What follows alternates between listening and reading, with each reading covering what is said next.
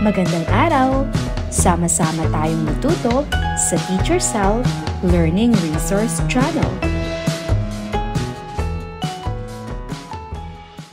Revised K-12 Curriculum, Filipino 3, Quarter 3, Week 2, Pagkilala sa katangian ng tauhan, pangatnig at tambalang pangungusap, pagbibigay ng suliranin at solusyon.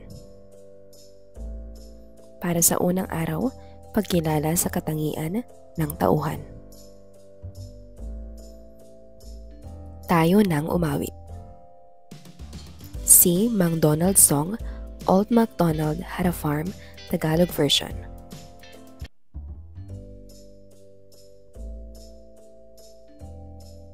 Ano-ano ang mga hayop na nabanggit sa awitin?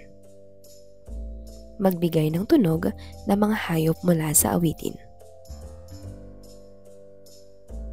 Sino sa inyo ang may alagang hayop sa bukid? Ano-ano ang katangian ng mga alagang hayop sa bukid? Tingnan ang mga larawan. Unang larawan. Pangalawang larawan.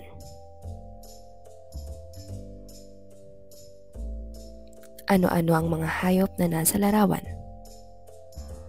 Saan natin kadalasang makikita ang mga hayop na ito?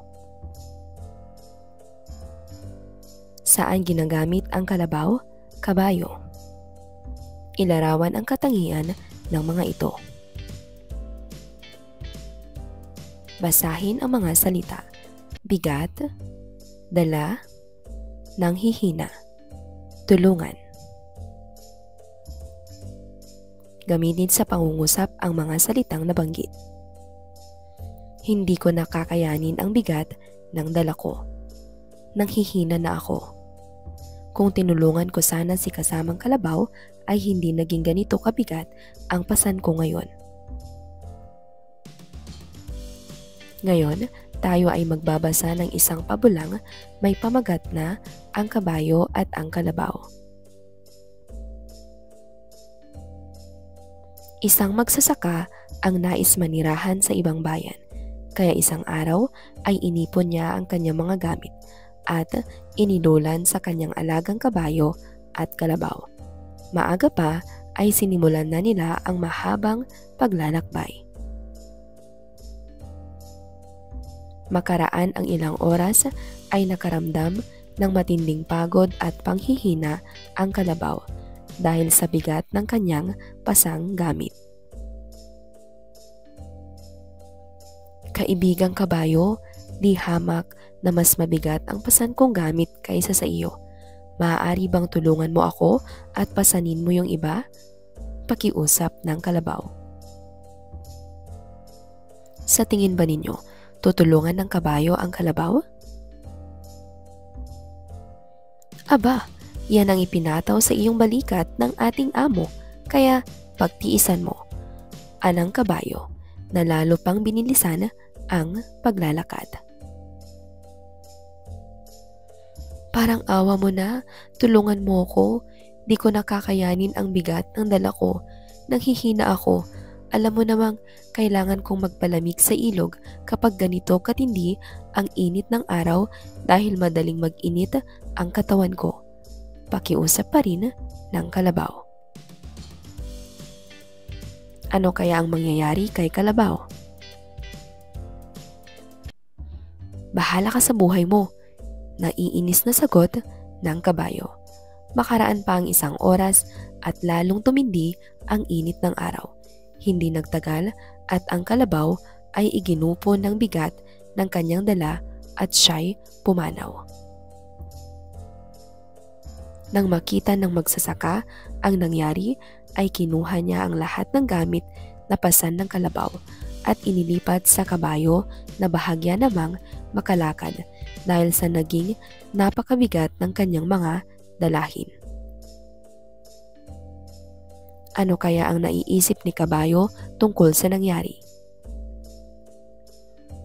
Kung tinulungan ko sana si kasamang kalabaw ay hindi naging ganito kabigat ang pasan ko ngayon.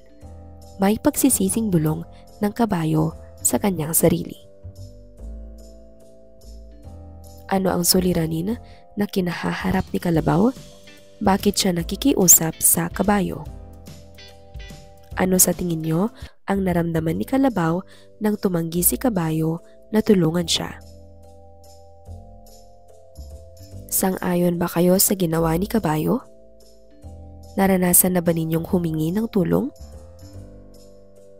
Sino-sino ang mga pangunahing tauhan sa ating kwento?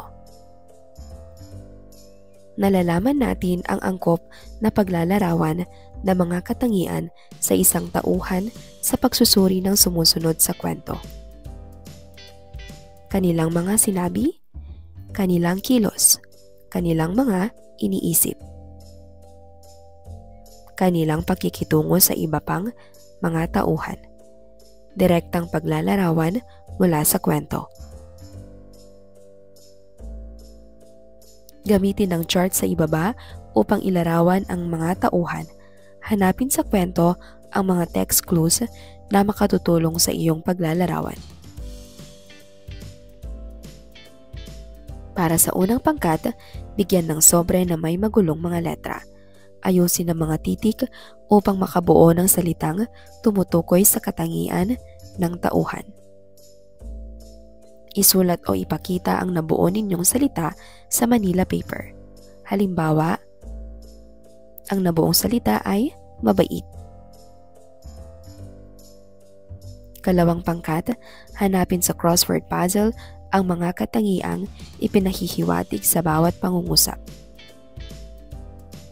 Matapat, masipag, mayabang, determinado, matulungin. Matapang na hinarap ni Bruno ang magnanakaw at tinahulan niya ito ng malakas hanggang sa dumating ang pulis. Nang dumating ang taglamig, hindi nagutom si Langgam. Nagtiwala si Koneho sa kanyang bilis kaya siya ay nagpahinga. Hindi tumigil si Pagong sa paglakad hanggang sa marating niya ang dulo ng karera. Buong liksing nginain ng daga ang lambat upang iligtas ang leon. Para sa ikatlong pangkat, pumili ng dalawang mahalagang pangyayari sa kwento at isadula ito ayon sa katangian ng mga tauhan. Isang mahalagang kaugalian na binigyang diin sa kwento ay ang pagmamalasakit sa ating kapwa. Ibig sabihin nito ay pag-unawa sa kalagayan ng iba at pagtulong sa mga nangangailangan. Tayong mga Pilipino ay likas na mapagmalasakit sa iba, lalo na sa panahon ng mga sakuna. Tingnan ang mga larawan, sabihin kung anong katangian ang ipinakikita sa bawat larawan. Para sa unang larawan.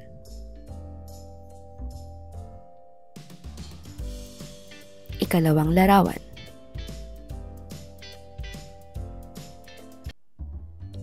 Ikatlong larawan.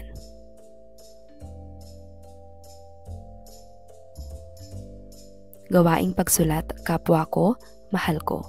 Bilang mamamayang Pilipino, tungkulin ko na patlang. Maipapakita ko ang pagmamalasakit sa aking kapwa sa pamamagitan ng patlang. At patlang. Gagawin ko ang mga ito tuwing patlang. Mahalaga na kahit ako ay bata pa, ay may malasakit ako sa aking kapwa dahil patlang. Basahin ang bawat pangungusap, isulat ang katangian ng tauhan na ipinapakita sa bawat bilang. Halimbawa, si Ana ay laging tumutulong sa kanyang kaklase na nahihirapan sa pagbabasa. Ang sagot ay matulungin. Si Miguel ay araw-araw nagwawalis sa kanilang bakuran kahit hindi inuutosan. Hindi siya nagsisinungaling kahit siya ay mapapagalitan. Pinatawad ni Liza ang kaibigan niyang nakasakit sa kanya. Hindi siya pumapasok sa silid-aralan kapag dumating na ang guro. Ibinahagi ni Pedro ang kanyang baon sa kaklaseng walang pagkain. Magbasa ng pabula na pinamagatang si Pagong at si Matsing. Pagkatapos basahin, itala ang mga katangian ng mga tauhan sa kwento.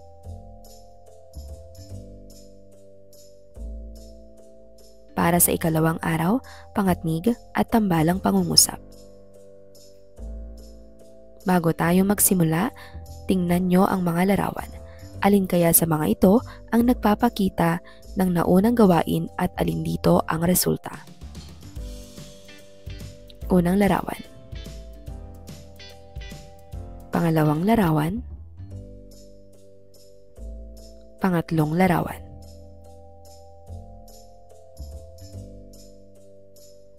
Ating panoorin ang kwento ng Ang Kabayo at ang Kalabaw, kwentong pambata, kwentong may aral.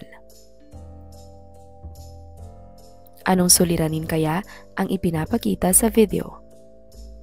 Ano ang ibig sabihin ng salitang malasakit o pagtulong sa kapwa? Ano-ano ang mga iba't ibang pamamaraan ng pagmamalasakit sa kapwa? Batay sa video, maaari bang magpakita ng pagmamalasakit sa kapwa ang mga batang tulad nyo? Paano? Basahin ang sumusunod na pangungusap hango sa kwentong pabula na inyong binasa. Sobrang pagod na si Kalabaw kaya siya ay tumumba na. Nakaramdam ng matinding pagod at panghihina ang Kalabaw dahil sa bigat ng kanyang pasang gamit. Gamitin ang mga salita sa pangungusap. Dahil, kaya. Basahin ang mga pangungusap. Isang magsasaka ang nais manirahan sa ibang bayan. Kaya isang araw ay inipon niya ang kanyang mga gamit at inilulan sa kanyang alagang kabayo at kalabaw. Aba, yan ang ipinataw sa iyong balikat ng ating amo, kaya pagtiisan mo. Kapag ganito katindi ang init ng araw dahil madaling mag-init ang katawan ko, pakiusap pa rin ng kalabaw. Inilipat sa kabayo na bahagya namang makalakad dahil sa naging napakabigat ng kanyang mga dalahin. Anong ginamit ng mga pananda sa pangungusap bago ang sugnay na makapag-iisa? Ano-ano ang inyong mga napapansin sa mga pangungusap at mga bahagi nito?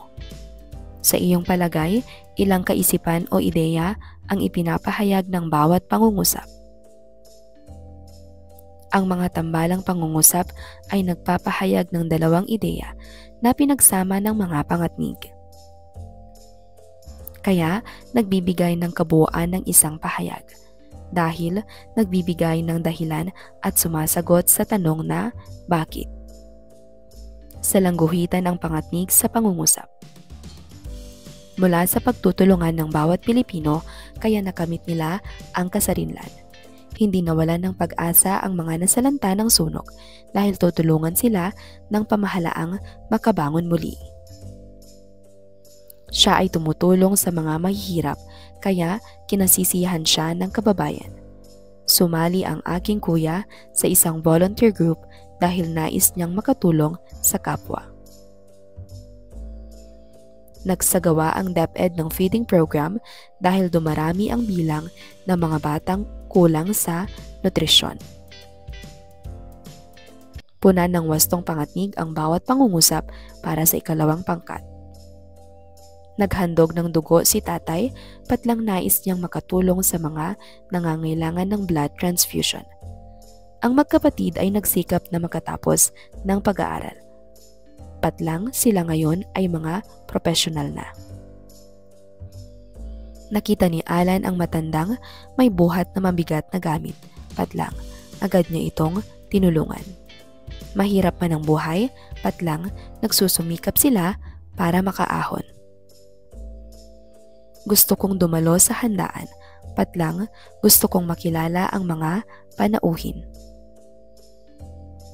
Katlong pangkat, sumulat ng tig-5 tambalang pangungusap na ginamitan ng pangatnig na dahil at kaya. Gusto kong dumalo sa handaan patlang gusto kong makilala ang mga panauhin. Paano nakatutulong sa pagkikipag-usap natin sa ibang tao ang paggamit ng wastong pangatnig? Gumawa ng sarili mong mga pangungusap na may kaugnayan sa paksa. Tiyakin na gumagamit ka ng tambalang pangungusap at angkop na pangatnig tulad ng kaya at dahil. Pagkatapos isulat, basahin ng sabay-sabay ang mga pangungusap o talata sa klase. Hindi inaasahang nagkaroon ng pandemya, kaya patlang. Noong panahon ng pandemya, nagpakita tayo ng patlang sa ating mga patlang. Patlang at maging sa patlang. Ginawa natin ito sa pamamagitan ng patlang. At patlang. Dahil tayo mga Pilipino ay may malasakit sa isa't isa, patlang. Basahin ang sumusunod na tambalang pangungusap, bilugan ng pangatnig at salangguhitan ang sugnay na makapag-iisa sa pangungusap. Masaya si Gina dahil siya ay nanalo sa paligsahan. Nag-aral ng mabuti si Manny kaya nakakuha siya ng mataas na marka. Malinis ang kapaligiran sa aming bayan dahil nagtutulungan kaming magtapon ng basura sa tamang lagayan. Bawal ang illegal logging dito kaya mayabong ang mga puno. Sumulat ng tig-2 pangungusap gamit ang mga pangatnig na kaya at dahil.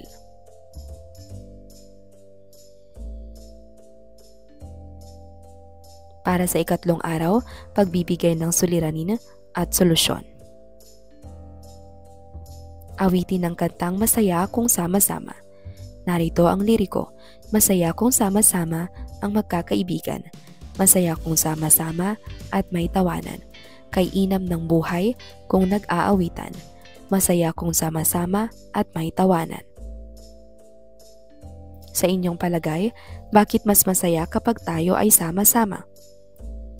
Sa anong mga sitwasyon nating mga Pilipino na ipapakita ang pagkakaisa? Bakit mahalaga na tayo ay nagkakaisa o may iisang layunin? Ang pagkakaisa ay nangangahulugang pagsasama-sama ng mga tao upang makamit ang isang layunin. Ibig sabihin, nagtutulungan at nagkakaunawaan ang bawat isa para sa kabutihan ng lahat. Ano ang masasabi mo sa larawan? Bakit kaya namatay ang mga isda sa dagat? Ano sa palagay mo ang pwedeng gawin para muling dumami ang isda sa dagat? Basahin natin. Romaragasa, barakuda, suliranin, solusyon, nakontento. Gamitin sa pangungusap ang mga salita. Sila ay nabulaga sa biglang pagsulpot ng rumaragasang tubig. Pag-agos, pagdating, pag-ahon. Ang barakuda ay tinuturing na isang mapanganib na nilalang sa ilalim ng dagat. Sirena, isda, korales. Malaking suliranin ang traffic sa Maynila. Problema, sanhi, epekto. Ang pag-aaral ng mabuti ay solusyon sa mababang marka. Epekto, sagot, lunas. Nakontento na siya sa simpleng pamumuhay. Masaya, malungkot, matiisin. Basahin natin ang pabulang pinamagatang Silinggit laban kay Barakuda. Masayang-masayang naninirahan sa batuhan sa ilalim ng dagat si Linggit at ang kanyang mga kaibigan. Napakaganda ng lugar na ito, punong-puno ng kulay at mga natatagong yaman. Masayang-masaya si Linggit sapagkat maganda ang tinitirhan niya. Masaya rin siyang nakikipaglaro sa kanyang mga kaibigan nang walang anumang iniisip na takot o panganib. Sino ang biglang sumulpot sa tirahan ni Linggit? Ilarawan ito. Ngunit isang araw, ano na lamang ang gulat at takot nila nang biglang sumulpot ang isang napakalaking isda. Ngasab, ngasab, ngasab. Nguya, nguya, nguya. Wika ni Barakuda. Walang awang kinain ni Barakuda ang mga maliliit na isda. Hindi pa ito nakontento at sinira niya pa ang mga tirahan nito. Dahil sa nangyari, nag-isip ng paraan si Linggit at ang kanyang mga kaibigan upang matalo ang napakasamang si Barakuda. Sa iyong palagay, ano ang pinaplano ni Linggit at kanyang mga kasama? Nang maisip ang solusyon, agad-agad nila itong ibinahagi sa iba at saka hinintay ang pagdating ni Barakuda. Nanibago si Barakuda nang makarating ito sa batuhan dahil napakatahimik nito at walang sino man ang naroon. Laking gulat niya nang biglang dumating ang isang malaking isda na di hamak na mas malaki kaysa kanya na namumula pa ang mata. Ngasab, ngasab, ngasab, nguya, nguya, nguya, ani nito. Dahil sa takot, agad-agad na lumangoy papalayo si Barakuda at di na bumalik kailan pa man. Naging masaya na ulit sina Linggit at ang kanilang lugar. Wala nang barakudang manggugulo sa kanila. Ano ang ginawa ni Linggit at ng mga kasama niyang isda upang matalo si Barakuda? Sino sa inyo ang may tamang hinuha ukol sa kanilang plano? Sa iyong palagay, bakit sila naging matagumpay? Ano kaya ang naramdaman ni Linggit at ng kanyang mga kasamahan pagkatapos? Naranasan na ba ninyong humingi ng tulong? Ano ang inyong naramdaman noong kayo ay natulungan at hindi natulungan? Ano sa palagay nyo ang problema sa binasang kwento? Suliranin. Ang suliranin ay tumutukoy sa anumang hamon, problema o hadlang na nararanasan ng isang tao, grupo o komunidad na nangangailangan ng agarang aksyon o solusyon upang malutas. Maaaring ito ay personal, panlipunan o pangkapaligiran. Proseso ng pagbibigay ng suliranin at solusyon. Tukuyin ang suliranin. Alamin at unawain ang tunay na problema at ang pinagmulan nito. Halimbawa, nagulat at natakot sila nang biglang sumulpot ang isang napakalaking isda. Pag-aralan ang sanhi. Suriin kung bakit nagkakaroon ng suliranin. Halimbawa, walang awang kinain ni Barakuda ang mga maliliit na isda. Magbigay ng solusyon. Mag-isip ng mga konkretong hakbang upang malutas ang problema. Halimbawa, nag-isip ng paraan si Linggit at ang kanyang mga kaibigan upang matalo ang napakasamang si Barakuda sa pamamagitan ng pagsama-sama nila upang makabuo ng malaking isda. Dahil dito, natakot si Barakuda. Hindi na niya muling ginambala ang tirahan nila. Ipatupad ang solusyon. Isagawa ang napiling solusyon at hikayatin ang iba na makilahok. Suriin ang resulta. Obserbahan kung epektibo ang solusyon at kung kinakailangan pa ng karagdagang aksyon. Para sa una at pangalawang pangkat, pag-aralan ang sanhi. Para sa tagaguhit, gumuhit ng binabahang kalye. Gamit ang larawan ng pagbaha sa bansa, pag-aralan ng sanhi at suriin kung bakit nagkakaroon ng ganitong problema. Ikatlo at ikaapat na pangkat, magbigay ng solusyon. Para sa tagaguhit, gumuhit ng binabahang kalye. Gamit ang larawan ng pagbaha, mag-isip ng mga konkretong hakbang upang malutas ang problema. Ano ang maaaring maging solusyon natin sa sumusunod na suliranin? Maraming basura sa paligid ng paaralan.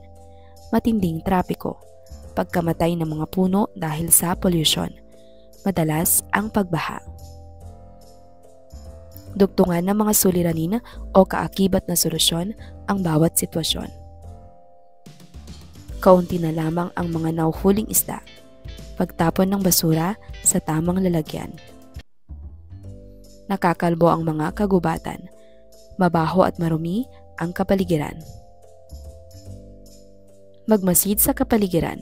Maglista ng mga suliraning inyong napansin at bigyan ng posibleng solusyon ang mga ito. Para sa ika-4 na araw, pangatnig at tambalang pangungusap. Bawat pangkat ay bibigyan ng tig-5 larawan at kanila itong aayusin ayon sa wastong pagkakasunod-sunod ng mga mahalagang pangyayari sa kwento. Mga isdang lumalangoy sa dagat.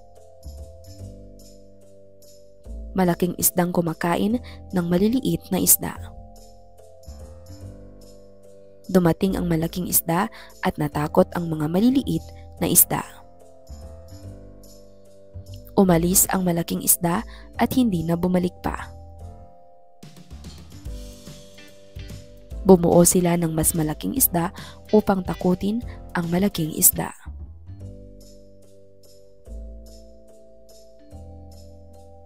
Basahin ng sumusunod na pangungusap hango sa kwentong pabula na inyong binasa. Masayang-masaya si Linggit sapagkat maganda ang tinitirhan niya. Masaya rin siyang nakikipaglaro sa kanyang mga kaibigan nang walang anumang iniisip na takot o panganib. Sapagkat, ng, at, o. Gamitin sa pangungusap ang mga salita. Magsagawa tayo ng shared reading. Makinig ng mabuti habang nagbabasa ang bawat isa upang mas maunawaan ang buong kwento.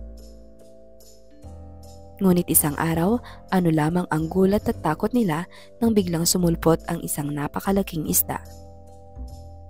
Masayang-masaya si Linggit sapagkat maganda ang tinitirhan niya.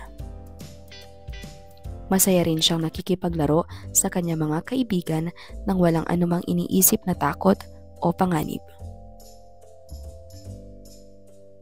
Ano ang tambalang pangungusap? Ano ang mga bahagi nito? Ano ang mga pangatnig? Ibigay ang wastong gamit ng mga sumusunod na pangatnig, kaya at dahil. Gawain maikling pagsasanay. Narito ang ilang mga tambalang pangungusap ukol sa mga detalye ng pabula na ating binasa. Puna ng mga ito ng angkop na pangatnig. Kompletuhin ng mga tambalang pangungusap. Nalungkot at natakot ang kasamahan ni Linggit, patlang biglang dumating si Barakuda. Umiiwas ang mga isda kay Barakuda, patlang kinakain niya ang mga ito. Takot ang mga isda kay Barakuda, patlang sila ay nagtago. Nagtagumpay ang plano ni Linggit, patlang lahat ng mga isda ay nagkaisa. Napaalis ni Linggit at ng mga kasamahan niya si Barakuda, patlang naging masaya silang muli. Magbayanihan tayo. Gumawa ng isang talata, independent writing task, ukol sa isang suliraning kinakaharap ng kanilang pamayanan o komunidad. Magbigay ng suhestyon o mga posibleng solusyon na maaari nilang sama-samang gawin. Unang larawan. Pangalawang larawan.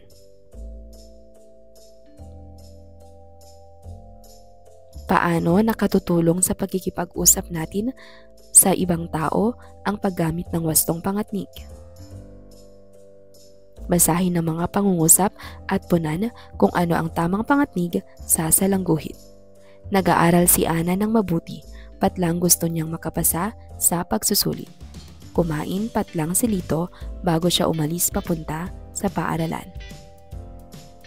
Nagsuot siya ng payong patlang sa parang sombrero sa ulo. Pumunta si Marco sa palengke patlang, kailangan niyang bumili ng gulay. Nakuha ni Mia ang laruan, patlang gusto niya noon pang bata.